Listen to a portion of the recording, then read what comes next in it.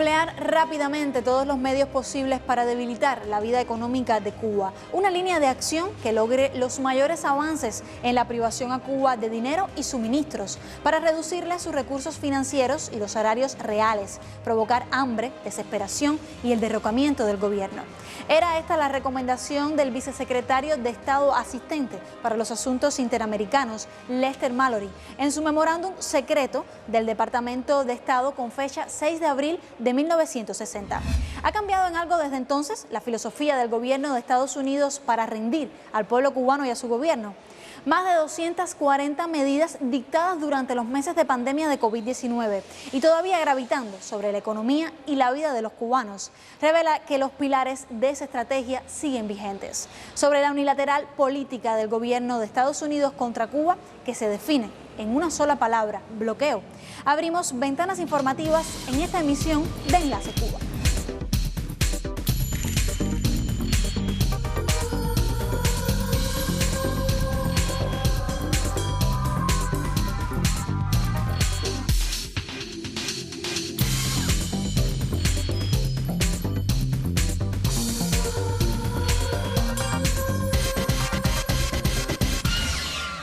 El próximo 23 de junio, Cuba presentará ante la Asamblea General de Naciones Unidas el informe que muestra cada año con datos precisos la necesidad de poner fin al bloqueo económico, comercial y financiero impuesto por los Estados Unidos de América contra Cuba. Autoridades del país han denunciado que el cerco contra la nación antillana se recrudeció durante la actual situación epidemiológica. El bloqueo impuesto por Estados Unidos contra Cuba concluyó el 2020 como uno de los periodos de mayor presión para el desarrollo de la isla, influenciado por la administración del expresidente Donald Trump. Las tecnologías de procedencia estadounidense o con más de un 10% de componentes de ese país no pueden ser adquiridas por la isla, lo que impacta de forma negativa en la atención a la salud. Durante los meses de pandemia, esta política, lejos de minimizar su impacto, se ha recrudecido hacia niveles sin precedentes. De ahí que el 2020 fuese el año de mayor afectación, tanto en número como en ejemplos, por la repercusión que las medidas han tenido en el combate a la COVID-19. Las estimaciones presentadas por Cuba dan cuenta de pérdidas entre abril de 2019 y marzo de 2020 de $160.260.880 en la salud, una de las más afectadas por esta política. Los daños acumulados alcanzan la cifra de $3.272.300.000 desde que comenzó la aplicación de esta política. A las pérdidas económicas se sumó la campaña para intentar desacreditar y obstaculizar la cooperación médica internacional que Cuba ofrece. Sin embargo, no pudieron evitar la presencia de 57 brigadas del continente Henry Reef en 40 países, con más de 4.900 profesionales de la salud. En tanto, el pasado año, la educación, el deporte y la cultura reportaron daños superiores a los 21 millones, 9 millones y 22 millones de dólares respectivamente, de acuerdo con el informe. Según el documento, las afectaciones para la alimentación y agricultura alcanzaron en la etapa cifras por un valor aproximado de $428.894.000. La política hostil de Washington se ratifica como el principal obstáculo para la implementación del Plan Nacional de Desarrollo Económico y Social, la Agenda 2030 y sus objetivos en la mayor de las Antillas, el principal freno para la economía del país y el desarrollo de la familia cubana. Regla Abreu Gainza, Enlace Cuba. El tabaco cubano es único en el mundo porque es el resultado de la mezcla del clima, del suelo que existe en las tierras de Pinar del Río, unido a las expertas manos de los torcedores, ya que es un producto hecho totalmente a mano. El tabaco cubano es preferido en el mundo por su perfecta combustión, por su calidad, por su olor y por su aroma.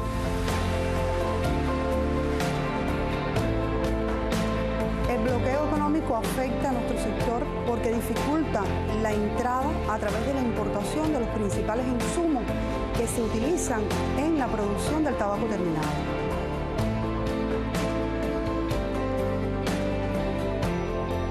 En una Cuba sin bloqueo, los niveles de producción se elevarían significativamente y pudiera llegar un puro habano cubano a todas partes del mundo. próximo 23 de junio, la Asamblea General de las Naciones Unidas considerará nuevamente el proyecto de resolución que reclama poner fin al bloqueo contra Cuba. La política de rendir al pueblo cubano por hambre, penuria y desesperación dura ya más de 6 décadas y constituye una violación masiva de los derechos humanos. El presidente Donald Trump escaló la guerra económica a un nivel extremo e incorporó 243 medidas coercitivas que el gobierno del presidente Joe Biden mantiene hoy vigentes. El bloqueo es una política cruel que provoca sufrimiento, privaciones y carencias a las familias cubanas. Se ha endurecido deliberadamente durante la pandemia de COVID-19. Dificulta el acceso a medicamentos, abastecimientos y equipos necesarios. Es un acto de genocidio. Obstaculiza los vínculos familiares y restringe aún más la libertad de viajar de los estadounidenses. Su aplicación extraterritorial reduce drásticamente nuestros ingresos y dificulta el desarrollo. Una superpotencia acosa a una pequeña isla y la obliga a luchar contra una terrible pandemia y contra un bloqueo que infligen daños humanos y económicos. Como el virus que provoca esta pandemia, el bloqueo de Estados Unidos asfixia y daña a las familias cubanas. Se une a nuestro enlace hoy desde el Centro de Prensa Internacional el director general de Prensa, Comunicación e Imagen de la Cancillería cubana, Juan Antonio Fernández. Bienvenido a Enlace Cuba. Sí, muchas gracias por la invitación que me han hecho. Si bien durante el año 2019 se reforzó el bloqueo de los Estados Unidos hacia Cuba con la activación del título 3 de la ley Helms-Burton, así como otras medidas de carácter económico, sin lugar a dudas, el medio generado por la COVID-19 ha venido a denotar aún más el carácter imperial de estas medidas contra el pueblo cubano. Quería que nos comentara, Juan Antonio, ¿cómo definiría usted el sistema de sanciones de los Estados Unidos vigentes contra la nación antillana, aún con un cambio de administración en los Estados Unidos? Sí, mira, yo creo que es bueno tener presente que el próximo año, en febrero de 2022, cumplirán 60 años de que el presidente número 35 de los Estados Unidos, Kennedy, firmara la orden ejecutiva 3447 que decretó y de hecho oficializó el bloqueo total al comercio con Cuba.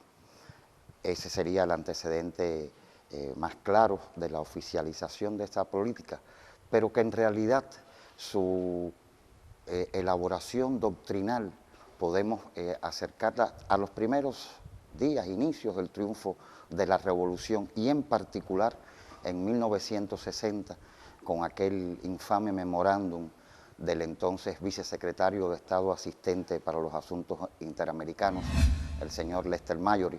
Él decía, la mayoría de los cubanos apoyan a Castro, por tanto, el único modo previsible de restarle apoyo interno es mediante el desencanto y la insatisfacción que surgen del malestar económico y las dificultades materiales. Y para eso, decía, hay que reducir al máximo los recursos financieros y los suministros a Cuba de manera de provocar hambre, desesperación, hasta el derrocamiento del gobierno. Es realmente una filosofía que no tiene otro calificativo que criminal, ¿no? Y a ella regresaré constantemente. El bloqueo contra Cuba puede ser catalogado como el sistema de medidas unilaterales más prolongado, más continuado, más largo en el tiempo que ha sufrido pueblo alguno en la historia moderna de la humanidad. Es todo un tejido de leyes, medidas y distintas decisiones que han conformado una tupida telaraña de acciones para buscar eso que decía el señor Mayor, ¿no? La desesperación, el hambre, el cansancio del pueblo cubano para que estallara, ¿no?, en ira y tratara de cambiar el sistema político que se había dado.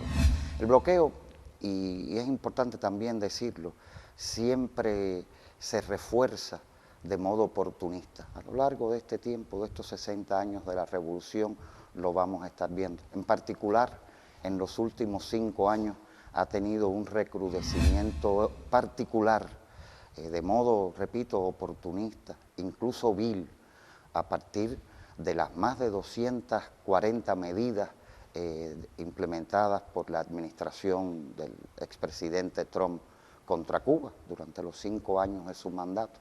55 de ellas en medio de la pandemia de la COVID-19, cuando el mundo pedía cooperación, humanismo, ayuda, solidaridad.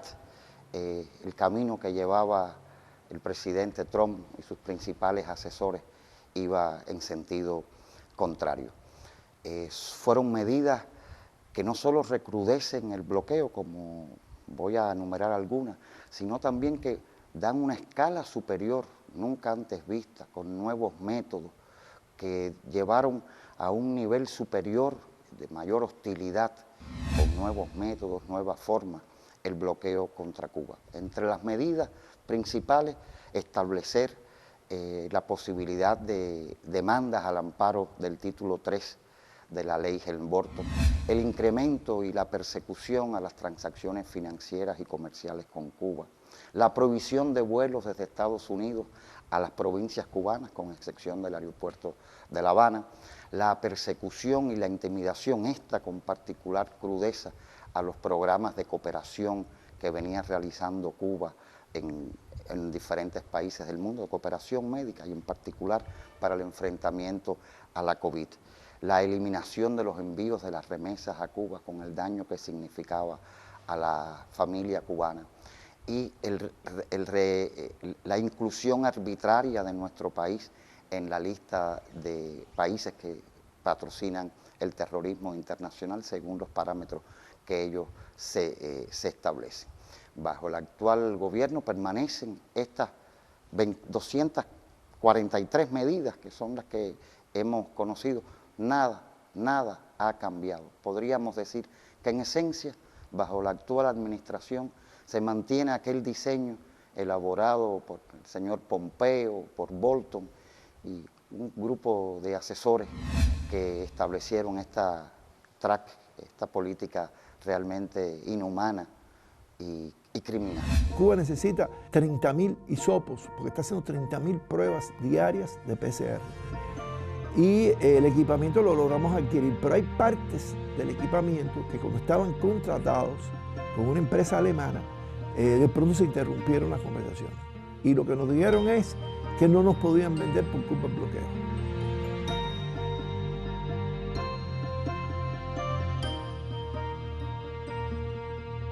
O sea, ¿qué tiene que ver con una política de Estados Unidos?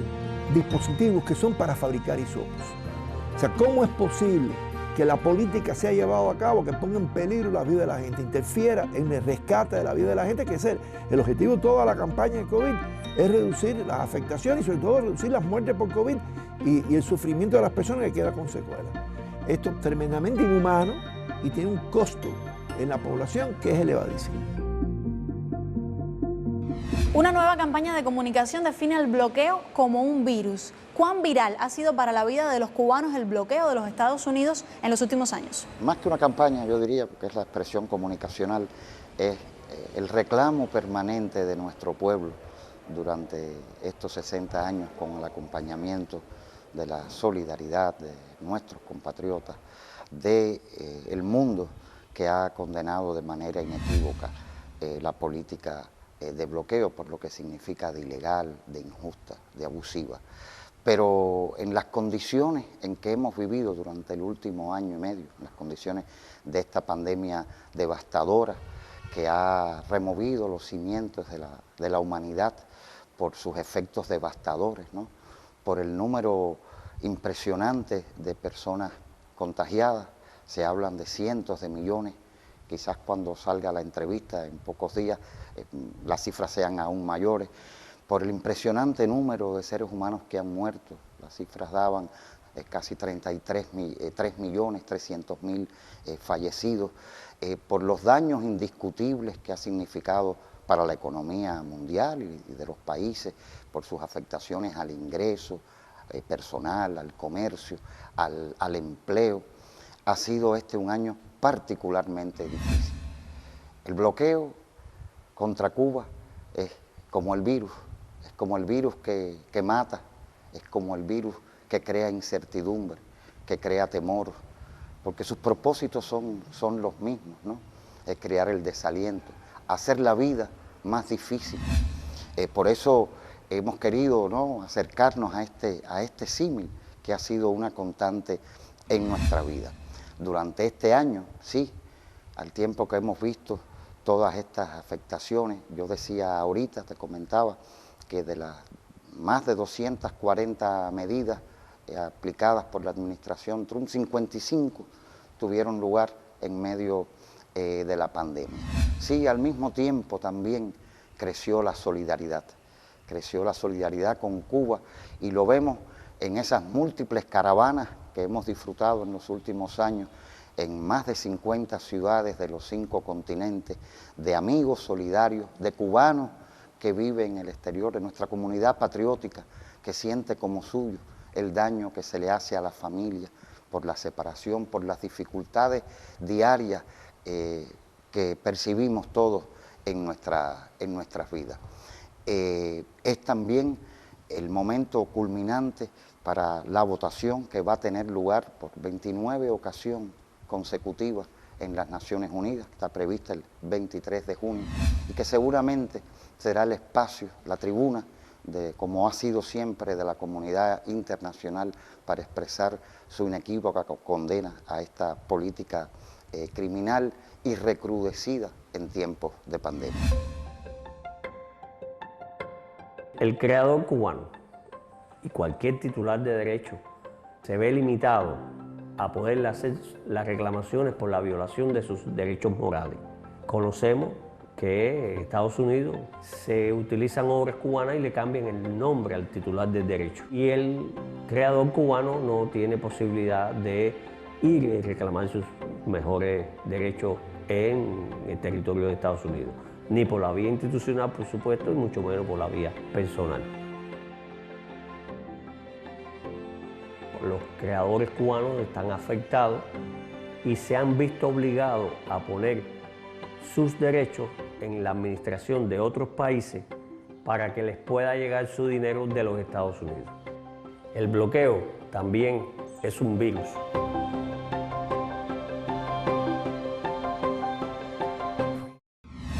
A propósito, en esta 29ª presentación del informe ante Naciones Unidas, el próximo 23 de junio, tendrá especial énfasis el impacto del bloqueo sobre el sistema de salud cubano. Pero ¿qué otros sectores también necesitan o merecen una atención priorizada en este sentido? El bloqueo afecta toda la vida de los cubanos y las cubanas.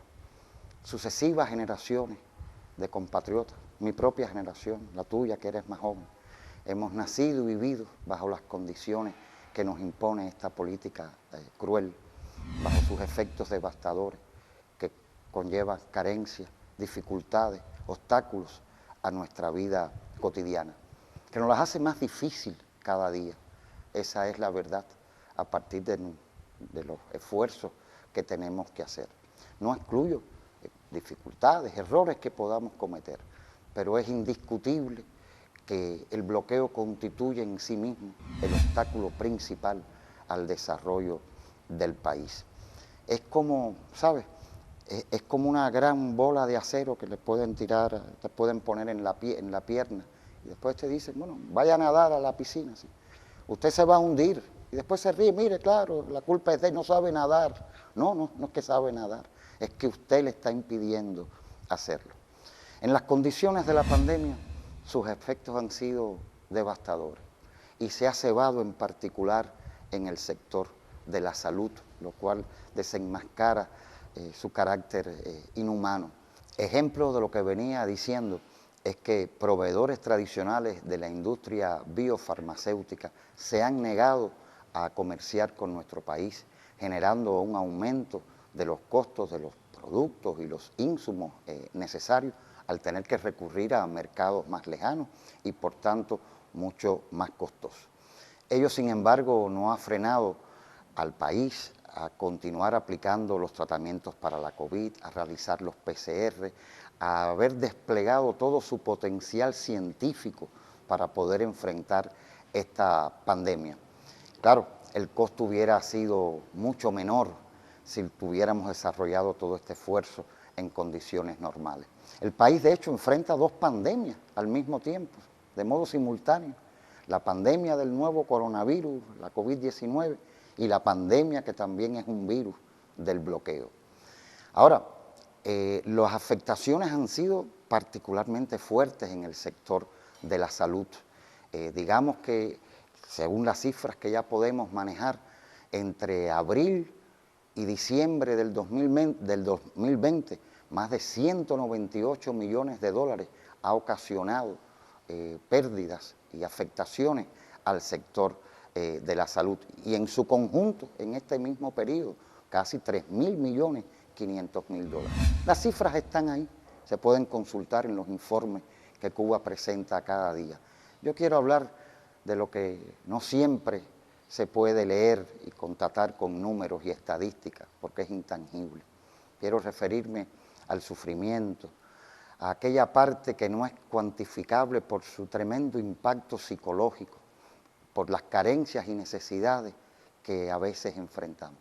Es difícil explicar lo que siente una familia cuando no puede encontrar el medicamento o el dispositivo apropiado para un hijo o una hija con una discapacidad, porque sencillamente no lo tenemos, no lo hemos podido trasladar a Cuba cuando se necesita. Es difícil también valorar la frustración de un ingeniero cuando le falta un software para desarrollar un programa o un proyecto. Es difícil también ver el dolor de un maestro que no puede o que no cuenta con los instrumentos necesarios para acelerar la educación cuando se trata de la educación especial a niños con dificultades o con discapacidades específicas. Es difícil también ver cómo se puede sentir un trabajador del sector no estatal cuando ve disminuir abruptamente sus fuentes de ingresos por las dificultades creadas a partir de estas medidas que se tomaron en la época de Trump. Todo ese sufrimiento, todo ese dolor, toda esa angustia que se resume en ansiedad, en incertidumbre, es difícil de cuantificar. Solo la capacidad de resistencia, esa cubanía, esa hidalguía profunda que llevamos adentro, es la que nos ha permitido enfrentar con optimismo las carencias, porque lo que no podrán nunca es bloquear la alegría ni las ganas de seguir avanzando y construyendo la patria, forjando ese socialismo más humano, más justo que perseguimos. Mientras tanto, Cuba ha hecho una enorme proeza. Yo me quiero parar en la labor de nuestros científicos, el poder contar con 5 candidatos vacunales en un tiempo relativamente corto es realmente encomiable y denota el enorme esfuerzo que hemos puesto con talento, porque ese no lo pueden bloquear, nuestra inteligencia, nuestra capacidad inventiva de sobreponernos a las dificultades.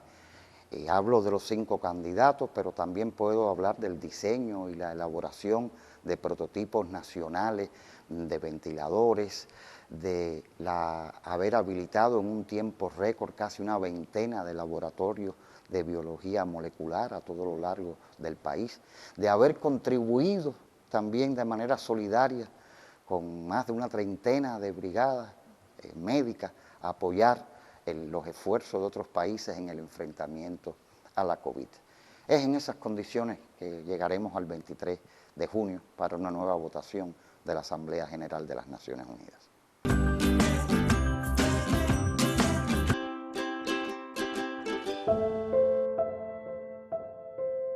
Cada vez es más difícil que haya un desarrollo tecnológico en ninguna parte del mundo, en ningún país del mundo que sea 100% autóctono, así, 100% autosostenible, ¿no? hacemos fermentaciones, aquí se inventó el producto, se clonó un gen, el producto es bueno, se ensayó, pero el producto hay que fabricarlo. Y para fabricarlo tiene que traer un reactivo de aquí, una pieza de repuesto de allá, y todo eso está sometido a las leyes del bloqueo. Pero además hay que hacer transacciones económicas, ¿no? Y ahí está la presión de los Estados Unidos sobre los bancos. Muchas veces teniendo el dinero en la mano no lo puedes adquirir, porque el banco se niega a hacer la transacción bancaria, precisamente porque ha habido otros bancos que han recibido sanciones millonarias por hacer transacción con Cuba. Toda esa es la persecución de un país de 300 millones de habitantes sobre un país de 11. En medio de las severas restricciones del bloqueo para enfrentar la pandemia, los sectores relacionados con la salud pública y la biotecnología cubana han logrado mantener su vitalidad, incluso crecerse, con nuevas investigaciones y la creación de 5 candidatos vacunales. Sin embargo, la política del gobierno norteamericano ha añadido una presión adicional al complejo escenario epidemiológico. Uno de los sectores más afectados por el impacto del bloqueo económico, comercial y financiero impuesto por Estados Unidos a la mayor de las Antillas es el de la salud y la biotecnología. En el contexto de la pandemia de la COVID-19, esta política genocida se ha recrudecido, pues debido a su componente extraterritorial ha impedido el acceso de Cuba a ventiladores pulmonares mecánicos, mascarillas, kit diagnósticos, gafas protectoras y otros insumos necesarios tanto para los pacientes contagiados como para la protección del personal de salud. Sin duda son acciones que marcan la vida o la muerte, denotan insensibilidad. Los insumos para la elaboración de productos biofarmacéuticos como el Everferón o los Usvinza, entre otros, se ha visto limitada. Aún así, Cuba intenta sortear los obstáculos en aras de devolver la salud a la población necesitada. Hoy Biocuba Pharma garantiza la producción de 22 fármacos para el tratamiento de COVID-19, que incluye el interferón alfa 2B humano recombinante, el cual permite combatir las complicaciones inflamatorias derivadas de la enfermedad. Y en medio del bloqueo, Cuba potencia su ciencia. De esa fuerza país nacieron los candidatos vacunales Abdala y Soberana 02, ambos en proceso de intervención sanitaria. El costo de los insumos para su fabricación es sumamente alto. Se obtienen a través de terceros países, pues los proveedores habituales se niegan a suministrarlos por temor a las sanciones contra sus compañías, todo como consecuencia del bloqueo. El bloqueo impide el acceso de Cuba al intercambio académico, al desarrollo de la investigación, la comercialización de productos e incluso limita a que ciudadanos estadounidenses utilicen productos biotecnológicos cubanos, como es el caso del Everprot-P, único medicamento de su tipo en el mundo para el tratamiento de la úlcera del pie diabético.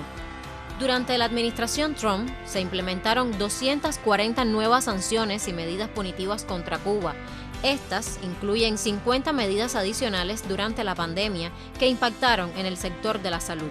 Los daños superan los $200 millones. El bloqueo no es una mera política, es un cerco para asfixiar a una nación soberana. Ante el bloqueo, Cuba comparte solidaridad, progreso, colaboración, innovación. Cuba salva vidas. Estos componentes son necesarios para crear un medicamento. Este medicamento es necesario para salvar vidas. No contar con él causa sufrimiento y desesperación en pacientes y familiares. Las restricciones económicas y comerciales a Cuba impiden el acceso a materias primas para producir medicamentos. Sin embargo, Cuba salva vidas. Los medios de comunicación en Cuba siguen atentamente las reacciones de líderes, representantes de gobiernos y organizaciones internacionales, amigos solidarios que se pronuncian y denuncian los efectos del bloqueo en la isla. Revisemos qué matrices de opinión circulan en las redes sociales. Una de las más recientes es el proyecto Puentes de Amor, liderado por el profesor de origen cubano Carlos Lazo y uno de los coordinadores de esa movilización en más de 60 ciudades.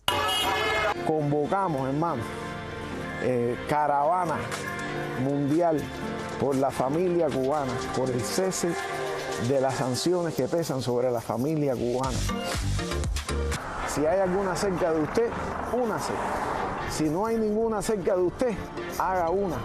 Si está usted solo, es el único cubano, la única persona que está ahí abogando por puentes de amor y por la familia cubana, vaya usted solito con una banderita y con un cartel que diga: levanten las sanciones a la familia cubana, puentes de amor. A su vez, se han creado canales y grupos en redes sociales donde se difunde la verdad de Cuba, donde se resaltan los valores y los principios de la nación.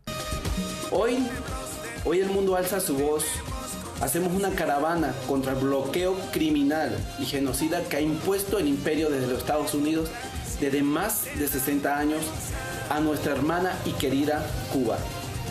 Esa Cuba que resiste, que lucha, que batalla día tras día para llevarle a su pueblo el bienestar social. We express our deepest solidarity with the people of Cuba and the Cuban Revolution, which has been of great help to the entire world, especially now in the days of the coronavirus. Bloqueo estadounidense, ya que es una política de medidas unilaterales que limitan el desarrollo de la economía de Cuba y el sustento del pueblo cubano. El bloqueo de los Estados Unidos contra Cuba es el genocidio más largo de la historia. Carlos Miguel no puede acceder a sitios web imprescindibles para su trabajo como emprendedor de las tecnologías. Leudis, ciego de nacimiento, no tiene dispositivos médicos parlantes. Lourdes no puede cobrar su salario como árbitra internacional porque el banco suizo donde lo depositan se niega a hacer transferencias a Cuba. El ron y el tabaco cubano siguen sin comercializarse en el mercado norteamericano. Nuestros científicos se reinventan todos los días para que nuestros candidatos vacunales avancen a pesar de la ausencia de reactivos o equipos clave. Algunos dicen que el bloqueo no existe, que es una excusa, que está diseñado para afectar al gobierno y no a la gente. Sin embargo, la vida diaria en Cuba demuestra lo contrario.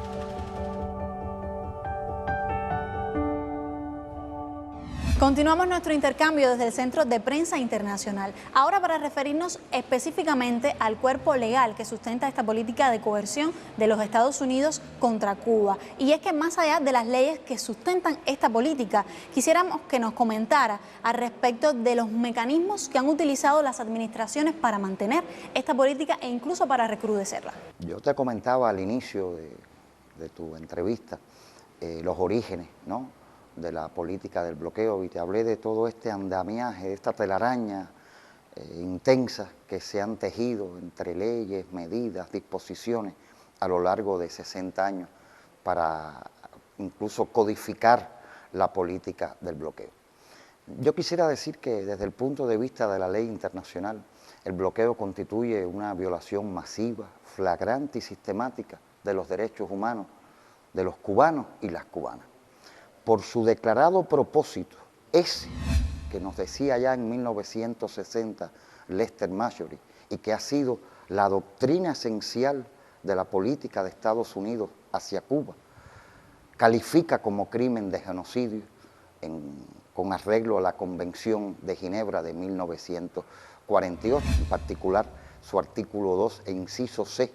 Esta convención se entiende por genocidio cualquier acto dedicado a buscar la destrucción total o parcial de un grupo humano.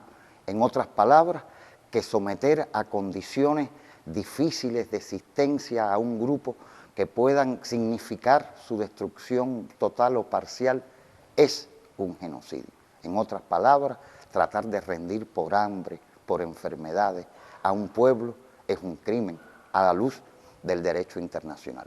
Ha habido también, desde el punto de vista de la legislación de Estados Unidos, yo te comentaba, la orden ejecutiva del presidente Kennedy, de hecho se construye sobre la base de una desempolvada ley de comercio con el enemigo del año 1917, en época de la Primera Guerra Mundial. Después hicieron otras por el camino, las regulaciones para el control de activos cubanos del Departamento del Tesoro en el año 63, la ley para la administración de exportaciones en el 79. Yo me quiero parar en dos que tienen una particular significación por su intención en momentos, como decía ahorita, de dificultades, y en esto quiero marcar siempre el carácter oportunista del bloqueo y de sus operadores. Una es la ley, la llamada ley para la democracia cubana. Paremos en los nombres, todo está asociado a la democracia, a la libertad, puras justificaciones. Me refiero a la ley Torricelli, y después, la más cruel de todas, la ley para la libertad y la solidaridad democrática cubana, más tristemente conocida como ley Helms-Burton de 1996. Esta en particular fue reactivada en su título 3 por la administración Trump. Esta no es una ley nueva, ha estado ahí, es realmente un engendro que codifica el bloqueo contra Cuba y establece, de hecho, la obligación de Estados Unidos de buscar su internacionalización. Dispone además como mandato la promoción de la subversión política, la desestabilización de nuestro país. Pero lo peor de todo, y por eso siempre es un referente obligado que deberíamos imprimir y llevarlo a todas nuestras escuelas para que cada cubano y cubano lo pueda leer, diseña al milímetro, al detalle, el programa de intervención política y económica para nuestro país. Significa, en otras palabras, regresarnos, claro, el día que sueñan tumbar la revolución, significa llevarnos al tutelaje de la enmienda Platt, es decir, regresarnos al pasado del cual salimos, convertirnos en una suerte de protectorado de los Estados Unidos. Y ese es el fin fundamental hasta hoy. Yo quiero insistir en esto porque todo lo demás es colateral, todo lo demás es justificación. Las políticas y las acciones contra Cuba a lo largo de estos años disímiles no son más que justificaciones para mantener el bloqueo. El objetivo esencial, doctrinal, de la política de Estados Unidos hacia Cuba ha sido el mismo de siempre: regresarnos al pasado, a su tutelaje y a su dominio. Es regresar al platismo del cual los cubanos patriotas nos deshicimos a través de nuestra historia, nuestras luchas en el siglo XX y finalmente con el triunfo de la Revolución Victoriosa de enero del 59. Y ya casi para terminar, quisiera que nos comentara, Juan Antonio, cómo se articula este sistema de sanciones con otras estrategias injerencistas en Cuba. El afán de dominación sobre Cuba está en nuestra historia, ¿no? Recordemos el Destino Manifiesto, la fruta madura, el platismo, las intervenciones. Ha sido una constante de la política del vecino poderoso, de sus gobiernos a lo largo de los últimos 200 años. En tiempos de revolución se ha alimentado con diferentes acciones que hemos sufrido, desde actos terroristas, lo que hemos visto a lo largo de todos estos años, pero teniendo como pieza esencial el bloqueo, que es, como dije ahorita y vuelvo a reiterar, es la columna vertebral de la política de los Estados Unidos contra Cuba. Como se analizó en el recién concluido 8º Congreso del Partido Comunista de Cuba, son varios los desafíos que enfrentamos en esta etapa. En particular, los renovados intentos asociados a la dominación y hegemonía del imperialismo estadounidense, reforzando el bloqueo con sus efectos extraterritoriales y su afectación a nuestra vida cotidiana, unidos a las campañas de subversión e intoxicación tóxica que tratan de realizar utilizando las redes digitales, donde proliferan las fake news y donde tratan justamente de subvertir el orden establecido. Y lo hacen además reforzando, es decir, la política de persecución económica, financiera, para buscar justamente recrudecer o hacer más difícil nuestra vida. El daño que nos causan no es fortuito ni es fruto de efectos colaterales, es resultado del castigo que se busca contra Cuba para buscar nuestra rendición. Ante estas prácticas nuestra respuesta va a ser la misma. Continuaremos resistiendo, pero también luchando y desarrollando. No nos van a detener, porque dije ahorita, podrán bloquear barcos, podrán bloquear los intentos, el comercio, podrán bloquear transacciones financieras, pero no podrán bloquear la alegría, la solidaridad, la inteligencia, las ganas de vivir y la alegría de nuestro pueblo.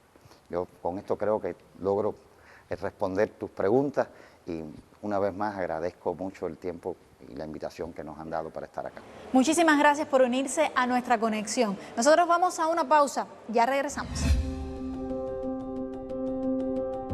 La industria se especializa en la confección y abastecimiento de artículos deportivos que van dirigidos principalmente a la masividad del deporte cubano. Nuestra empresa desearía poder llegar a esos estándares internacionales que actualmente se ven en todas las competencias, pero debido al bloqueo no tenemos acceso a los créditos necesarios para poder comprar la tecnología que nos hace falta para poder crear y realizar este tipo de producción. La maquinaria con la que contamos actualmente en la empresa tiene más de medio siglo de explotación, lo que conlleva que el proceso productivo se vea ralentizado en cierta medida y además que el proceso en sí sea en gran medida manufacturado. El bloqueo también es un virus.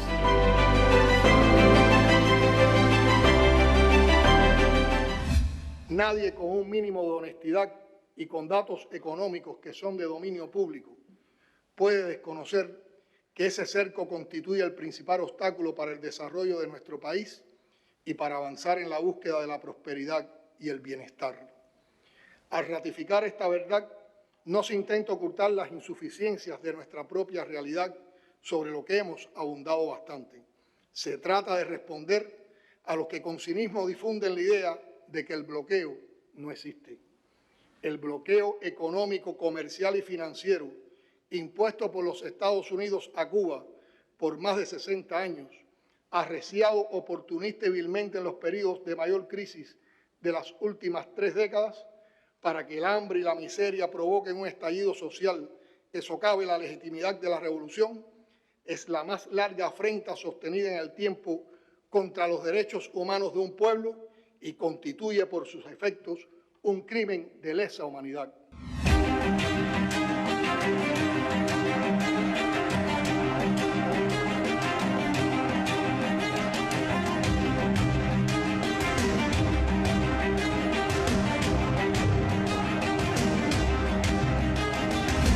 Con estas imágenes que recorren las redes sociales, cerramos nuestro enlace desde La Habana. Seguimos activos en las plataformas digitales. Hasta nuestro próximo encuentro.